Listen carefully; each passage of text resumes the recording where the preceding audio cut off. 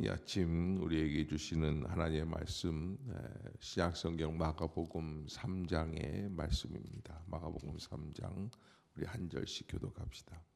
예수께서 다시 회당에 들어가시니 한쪽 손 마른 사람이 거기 있는지라.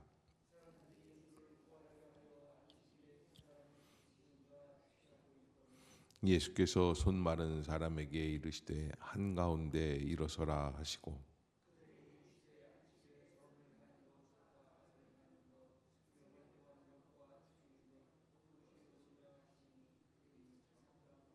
그들의 마음이 완악함을 탄식하시고 노하심으로 그들을 둘러보시고 그 사람에게 이르시되 내 손을 내밀라 하시니 내밀매 그 손이 회복되었더라.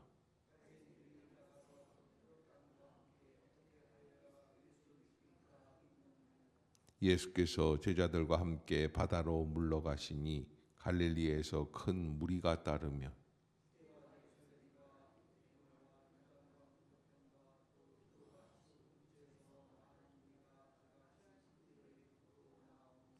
예수께서 무리가 에워싸 미는 것을 피하기 위하여 작은 배를 대기하도록 제자들에게 명하셨으니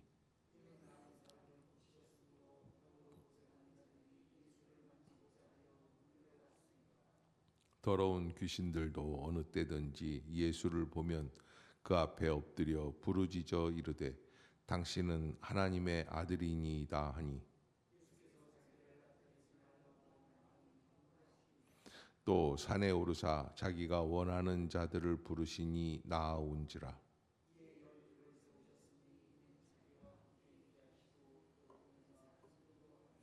귀신을 내쫓는 권능도 가지게 하려 하심이로라.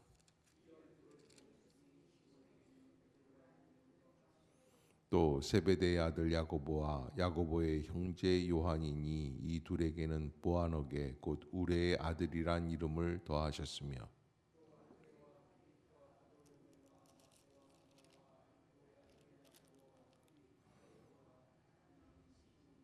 또 가룟 유다니 이는 예수를 판 자더라.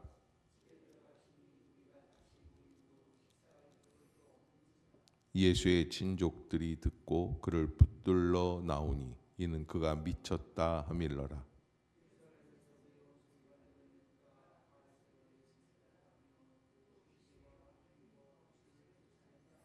예수께서 그들을 불러다가 비유로 말씀하시되 사탄이 어찌 사탄을 쫓아낼 수 있느냐.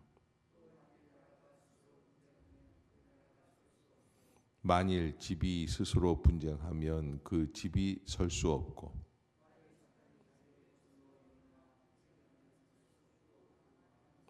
사람이 먼저 강한 자를 결박하지 않고는 그 강한 자의 집에 들어가 세간을 강탈하지 못하리니 결박한 후에야 그 집을 강탈하리라.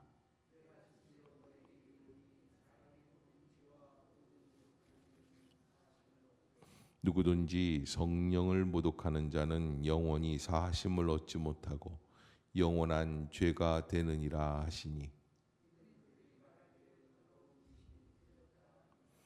그때 예수의 어머니와 동생들이 와서 밖에 서서 사람을 보내어 예수를 부르니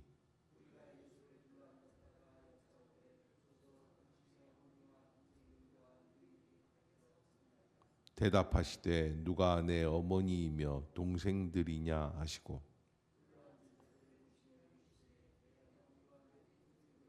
함께 봅시다. 누구든지 하나님의 뜻대로 행하는 자가 내 형제요 자매요 어머니이니라. 아멘. 할렐루야. 이 아침 죄전을 찾으신 여러분들에게 하나님의 은혜와 평강이 함께 하시기를 축복합니다. 오늘 마가복음 3장 오늘 3장 내용은 이제 예수 그리스도의 믿음의 공동체, 제자 공동체가 좀 더 본격화되는 과정이다. 마가복음이 1장으로 시작을 할 때 하나님의 아들 예수 그리스도의 무엇의 시작이라고 그랬습니까? 복음의 시작이다. 헬라어로 복음은 유앙겔리온, 참된 복된 소식이다라는 것인데 이 무엇이 복된 소식이냐라는 거예요. 그래서 제가 계속해서 말씀드리는데 무엇이 복된 소식이라고 그랬어요? 왕이 바뀌는 것. 새로운 왕을 내가 마음속에 영접하는 것. 예, 병이 고침을 받고 또 사업이 실패해서 성공으로 돌아서고 이런 여러 가지 관계가 잠깐 회복이 되는 것은 진정한 축복이 아니라고 그랬어요. 예, 그거는 일시적인 현상에 불과하는 거죠. 그래서 진정한 복음은 바로 내가 왕을 새롭게 영접하는 것이다라는 말씀을 드렸습니다. 자, 그러기에 우리가 3장을 보면서 자, 이제 어떻게 하나님께서 이 역사를 다시 본격적으로 예수 운동의 역사를 펼쳐 가시는가 하는데 3장 1절부터 6절까지에서 유명한 안식일에 손 마른 사람을 고치시는 사건이 여기에 이렇게 기록이 되어 있습니다. 3장 1절에 보면 예수께서 다시 회당에 들어가시니 한쪽 손 마른 사람이 거기 있는지라. 한쪽이 손이 말라 있어요. 그러니까 이 사람은 이렇게 손을 굽어서 손이 말라버린 채로 그렇게 여러 해 고생을 했던 사람들이죠. 그런데 이거는 사실은 어떻게 보면 오늘 본문에 보면 편집되어 있는 거예요. 조작되어 있는 거예요. 무슨 얘기냐면 일부러 바리새인이나 서기관들이 예수를 고발하기 위해서 손 마른 사람을 구해다가 안식일에 성전 안에다가 집어넣는 거예요. 왜? 예수님이 고치는가 못 고치는가 보려고. 예수님의 능력을 판단하려고 하는 게 아니라 예수님은 당연히 고치죠. 그런데 안식일에 그것을 행하면 이게 율법의 범법이 되는 거예요. 그래서 그것을 주시하고 있다. 그래서 여기 2절을 보면 사람들이 예수를 고발하려 하여 안식일에 그 사람을 고치시는가 주시하고 있거늘 그랬어요. 고발하려 하여 안식일에 그 사람을 고치시는가 주시하고 있거늘.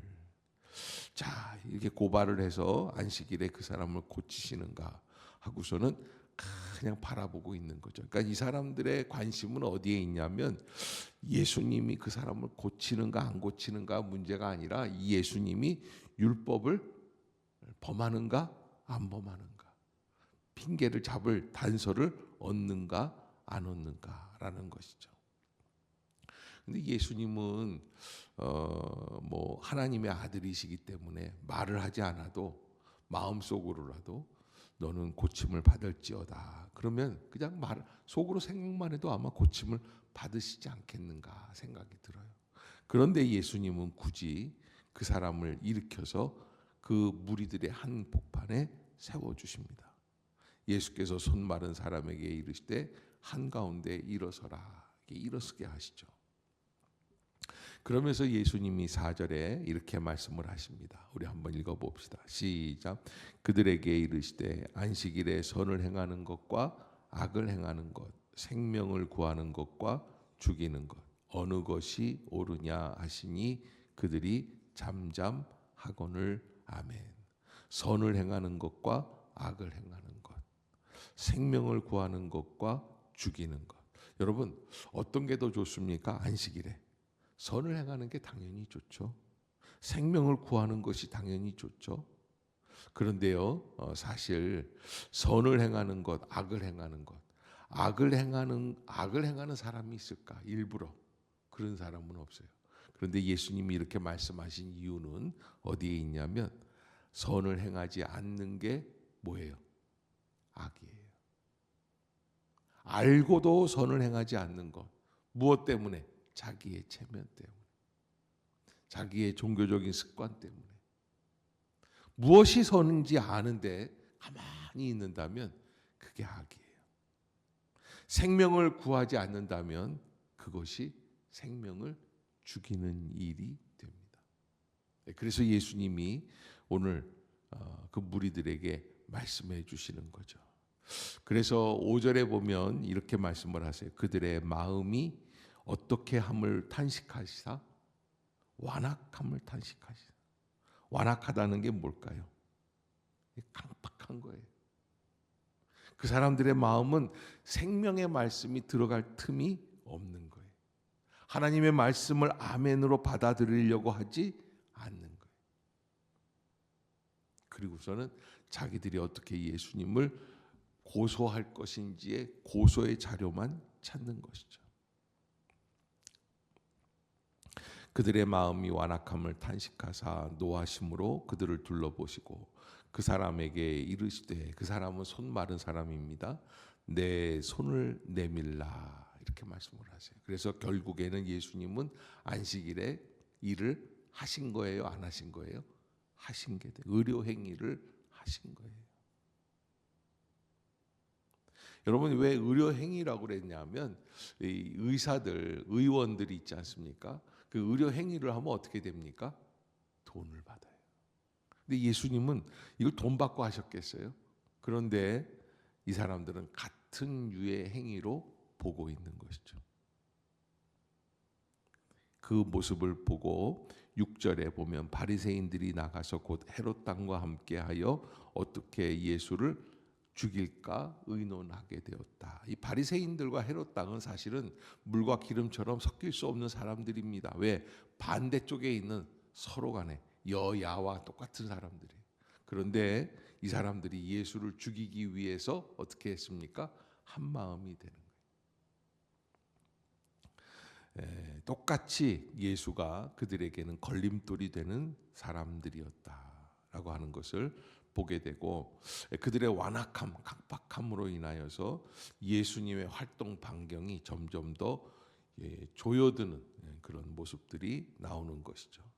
그런데 이렇게 어려운 순간에 또 어떤 일들이 있냐면 더욱 어려운 일이 생기는 게 무엇이냐? 예수의 운동, 예수 제자 운동이 더욱 활성화되는 거예요. 그래서 7절, 8절 한번 같이 읽어봅시다. 시작. 예수께서 제자들과 함께 바다로 물러가시니 갈릴리에서 큰 무리가 따르며 유대와 예루살렘과 이두메와 요단강 건너편과 또 두로와 시돈 근처에서 많은 무리가 그가 하신 큰 일을 듣고 나아오는지라. 아멘. 그래서 유명한 해변 사역, 해변 설교, 바닷가에서 역사하셨다. 이게 갈릴리 바닷가에서 일을 행하시는 것이죠. 그런 모습들을, 그래서 작은 배를 대기하도록 제자들에게 명하고 많은 사람들을 고치고, 이 고치기 시작을 하시니까 많은 병든 자들이 몰려와서 예수를 만지려고 몰려왔다. 그런데 여기 11절을 한번 볼까요? 11절 시작. 더러운 귀신들도 어느 때든지 예수를 보면 그 앞에 엎드려 부르짖어 이르되 당신은 하나님의 아들이니이다 하니. 야, 이런 걸 보면은 귀신은 정말 귀신처럼 아는 거죠. 그런데 귀신들도 알고 있는 것을 누가 모릅니까? 바리새인들, 또 헤롯 당, 서기관, 율법사, 이런 사람들은 모르고 있어요. 아니, 인정하지 않으려고 하는 거예요. 그들의 관심은 무엇입니까? 자기들의 사역에 방해가 되느냐 안 되느냐라고 하는 것이죠. 자, 그렇게 하면서 예수님께서 자기들을 인정하고 귀신들도 이렇게 역사를 하는데 12절에 예수님이 아주 독특한 말씀을 하시죠. 시작. 예수께서 자기를 나타내지 말라고 많이 경고하시니라. 아멘. 예수님께서는 진정한 하늘나라의 운동을 하고 계시지만 자기 자신이 드러나는 것을 원하지 않으셨다라는 것을 볼 수 있습니다. 자, 그러면서 13절부터는 무엇이 있냐면 바로 12제자를 선택하고 계시는, 그래서 예수 운동의 핵심 멤버들, 그래서 가족을 만들어가는 모습들, 공동체를 세워가는 모습들, 그래서 제자 공동체가 형성이 되는데, 이 제자 공동체가 형성이 되는 이 모습들을 통해서 다음에 이렇게 12제자들이 세워지고 예수님께서는 이렇게 말씀을 하십니다. 31절부터 보면은 그때 예수의 어머니와 동생들이 와서 밖에 서서 사람들을 보내어 예수를 부르니 무리가 예수를 둘러 앉았다가 여짜오되 보소서 당신의 어머니와 동생들과 누이들이 밖에서 찾나이다. 근데 33절 한번 같이 읽어봅시다. 33절 34절 시작. 대답하시되 누가 내 어머니이며 동생들이냐 하시고 둘러앉은 자들을 보시며 이르시되 내 어머니와 내 동생들을 보라. 그러니까 진정한 가족이 어디에 있다는 거예요. 예.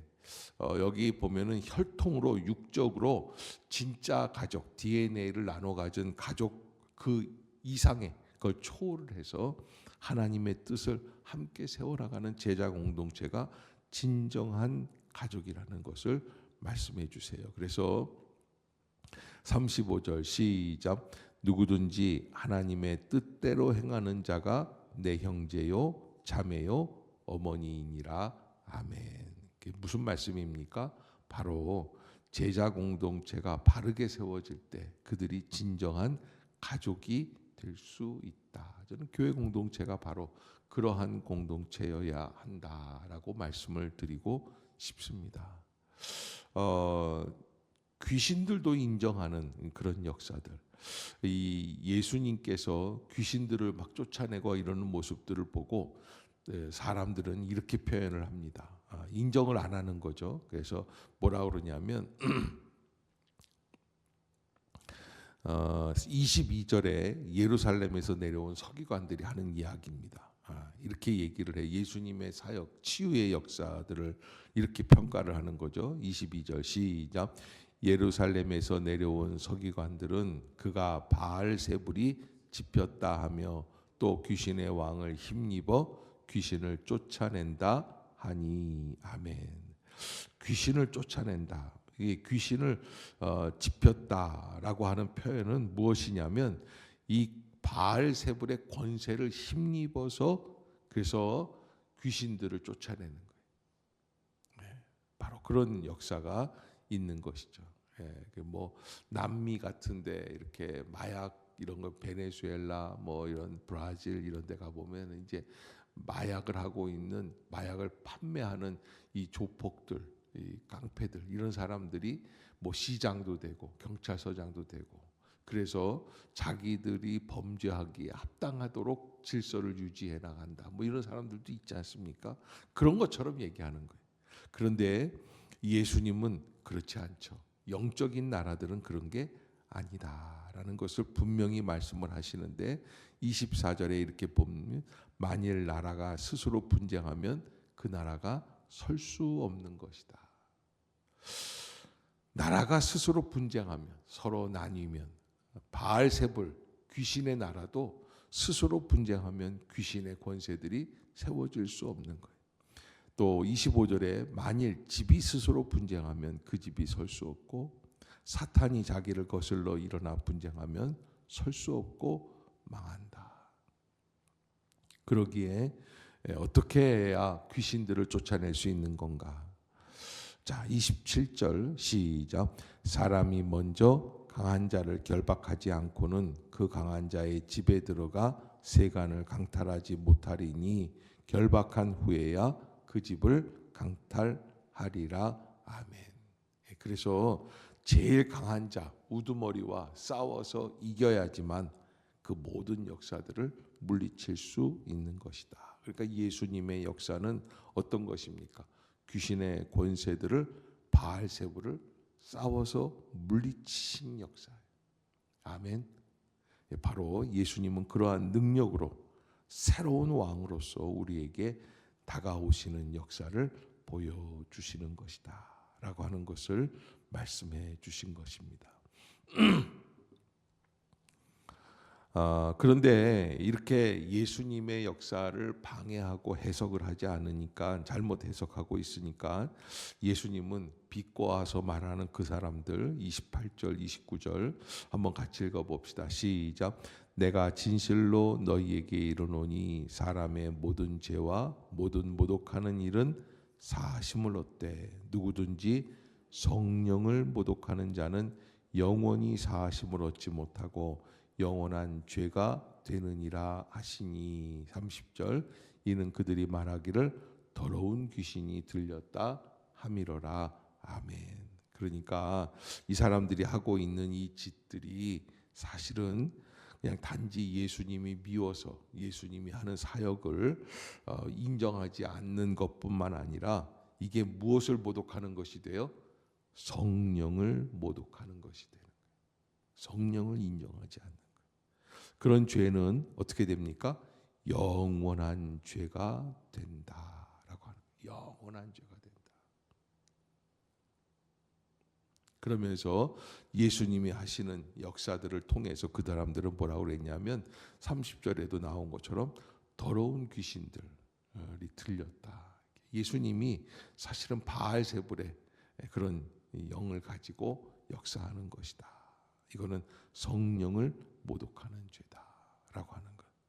그러기에 우리가 하나님 앞에서 정말로 진정한 현상을 어떻게 진실을 볼 수 있는가라고 하는 것이죠.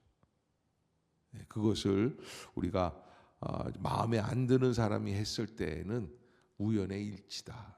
또 마음에 드는 자기네들 편이 했을 때 이게 봐라, 이게 하나님의 역사다. 뭐 이렇게 말을 하겠죠. 그래서 예수님의 가족 공동체가 그래서 중요한 거죠. 예수님이 누구든지 하나님의 뜻대로 행하는 자가 내 형제요 자매요 어머니다라고 말씀하신 것은 바로 그런 관점에서 진짜 친가족이라고 하는 혈육이라고 하는 사람들이 와서 자꾸 예수님이 귀신 들렸다고 말을 하면서 저 녀석을 빨리 데리고 가야 된다고 얘기를 하고 있기 때문에 그래서 하시는 말씀이었다라고 하는 것이죠.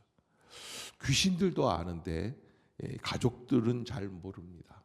또 세상의 주권자들, 또 바리새인들, 서기관들, 율법사들도 인정하지 못하고 있다. 왜? 그들의 눈에는 진정한 왕으로서 영접되지 못하기 때문에 그렇다라고 하는 것입니다.